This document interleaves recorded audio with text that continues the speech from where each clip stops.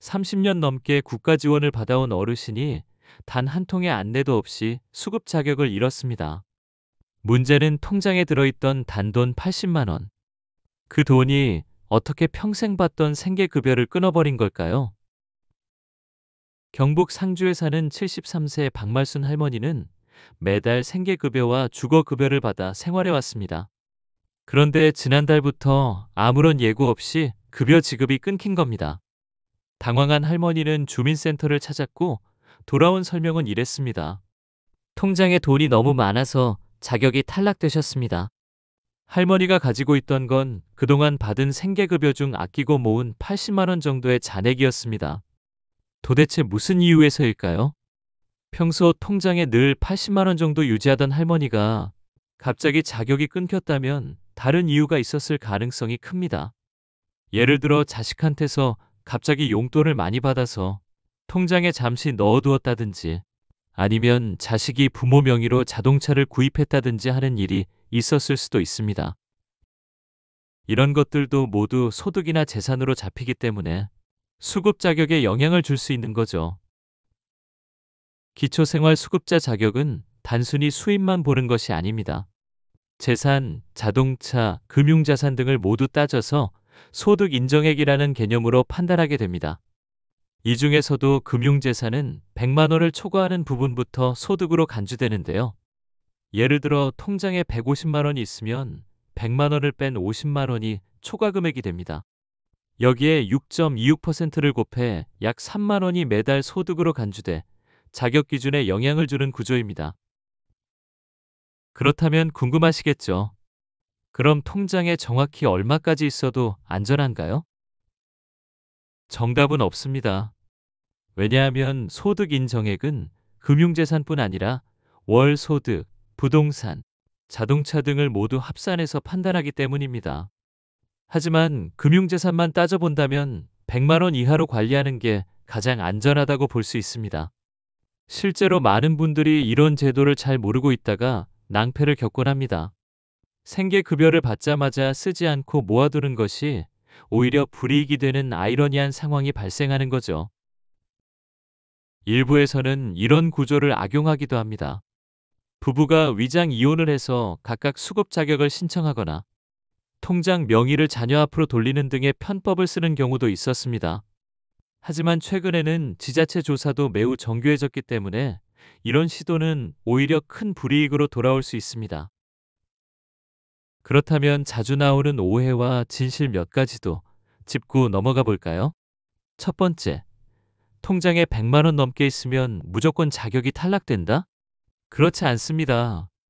100만 원 초과분에 대해서는 소득 간주가 발생하지만 소득 인정액 전체가 기준을 초과해야 자격이 박탈됩니다. 즉, 150만 원 있어도 다른 소득이나 재산이 적다면 수급 자격이 유지될 수 있습니다. 두 번째, 통장에 있는 돈을 현금으로 뽑아두면 괜찮다? 이 역시 위험할 수 있습니다. 현금 출금 내역이 많고 그 돈의 사용처가 명확하지 않으면 은닉재산으로 의심받을 수 있고 실사 대상이 되기도 합니다. 그렇다면 통장에 80만 원밖에 없는데 왜 끊기나요?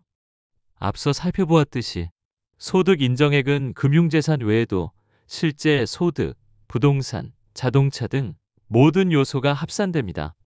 즉, 통장엔 80만 원이지만 자동차 시가가 높거나 연금 수입이 있으면 기준을 초과할 수 있습니다. 그리고 현재 잔액이 아니라 최근 평균 금융자산을 기준으로 판단합니다. 큰돈이 입금되었던 적이 있다면 평균 계산에 따라 자격이 박탈될 수 있습니다. 즉, 통장에 80만 원 있다고 무조건 안전한 것도 아니고 그 돈 때문에 자격이 무조건 끊기는 것도 아닙니다. 기준은 복합적이며 실제로는 총합이 문제입니다. 그렇다면 어떻게 대비해야 할까요? 먼저 매달 지급받는 생계급여나 기초연금 등은 받자마자 생활비, 공과금 등으로 필요한 만큼 적절하게 사용하고 잔액은 100만 원 이하로 유지하는 것이 중요합니다. 두 번째, 혹시 모를 상황을 대비해 6개월에 한 번씩이라도 주민센터에 문의해 현재 자신의 금융재산과 소득 인정액 기준을 확인해 보는 것이 좋습니다. 요즘은 인터넷 복지로 홈페이지에서도 조회해 볼 수 있으니 자녀들에게 알아봐 달라고 하세요. 세 번째, 급여 외에 특별한 돈이 들어올 예정이 있다면, 예를 들어 상속금, 보험금 등이 들어올 예정이라면 반드시 수급자 담당 공무원과 상담을 먼저 진행하세요. 사전에 알리고 신고하면 예외 처리 가능성도 생깁니다. 마지막으로 꼭 기억하셔야 할 점. 기초수급자 자격은 고정이 아니라 변동 기준입니다. 매년 또는 분기별로 조사와 심사가 들어가기 때문에 오늘 기준으로는 괜찮아도 다음 분기에 탈락할 수 있습니다. 오늘 이야기의 핵심 다시 한번 정리해 드릴게요.